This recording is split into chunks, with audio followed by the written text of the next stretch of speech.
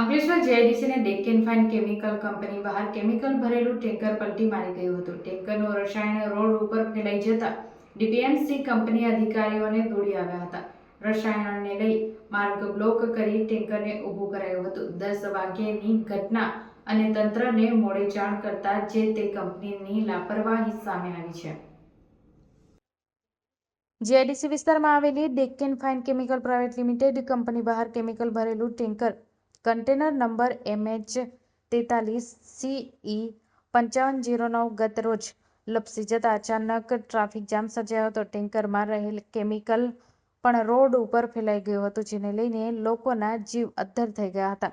સવારની ઘટના અંગે કંપની દ્વારા ડીપીએમસી તેમજ જીપીસીબીને પણ સમયસર જાણ કરી ન હતી. આ અંગે જાગૃત નાગરિક દ્વારા જાણ કરવામાં આવતા 10 વાગ્યાની ઘટનામાં આખરે તંત્ર 2 વાગ્યે બાદ સ્થળ ઉપર પહોંચ્યું હતું, જે બાદ જીપીસીબી દ્વારા જરૂરી સેમ્પલ લેવામાં આવ્યા હતા. તો ડીપીએમસી દ્વારા કંપની સાથે ક્રેનની મદદથી કેમિકલ ભરેલું ટેન્કર સુરક્ષિત રીતે ઉપાડ્યું હતું. જો ટેન્કર પલટી મારેલ હોવાથી ચોકડી ઉપરના રસ્તા બંધ કરવાની ફરજ પડી હતી, જેને લઈને કોઈ હોનારત સર્જાઈ ન હતી. ત્યારે કેમિકલ લઈ આવેલા ટેન્કર ચાલકનો બચાવ થયો હોવાનું સામે આવી રહ્યું છે.